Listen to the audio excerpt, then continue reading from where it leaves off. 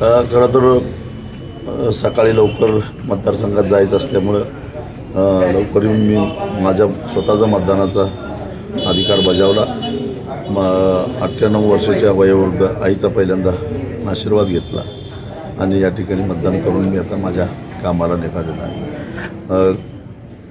5 वर्षापूर्वी जो पराभव झाला तो खरा तर कट कारस्थानाचा एक भाग होता. म्हणजे गणितीय पद्धतीनं पराभव केला गेला. तसा मैदानात पराभव माझा त्याही वेळा झालेला नव्हता. पण शेवटी पराभव हा पराभवच असतो, त्याला कारणं सांगून चालत नाही. आणि मी आदळआपट करत बसलो नाही, कुणाला शिव्याशाप देत बसलो नाही. 5 वर्षे इमानदारीनं काम करत राहिलो.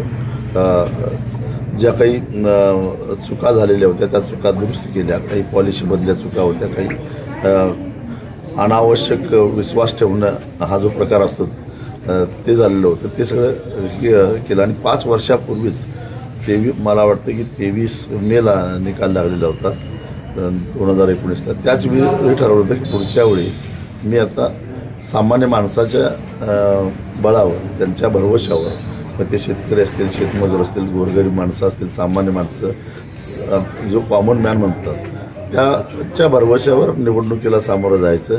आणि 5 वर्षामध्ये त्यातल्या काही लोकांनी जे मत आपल्याला नाकारलेलं आहे त्यांचं मत आणि मन परिवर्तन करायचं आणि त्यांना पुन्हा आपल्याबरोबर घ्यायचं आणि निवडणुकीला सामोरं जायचं ठरवलेलं होतं. आणि त्या पद्धतीनं शिस्तबद्ध पद्धतीनं 5 वर्ष मतदारसंघाशी बांधणी केली आणि मोठ्या आत्मविश्वासानं निवडणुकीला सामोरं गेलो आणि आज मी विजयाच्या समोर आलेलो आहे.